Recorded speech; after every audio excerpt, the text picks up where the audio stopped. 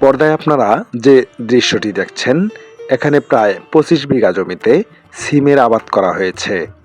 টাঙ্গাইল জেলার মধুপুর যাওয়ার পথে ঘাটাইল উপজেলার লক্ষিন্দর গ্রামে রাস্তার পাশে বিশাল এই সিমের চাষি জমি দেখতে পাওয়া যায়।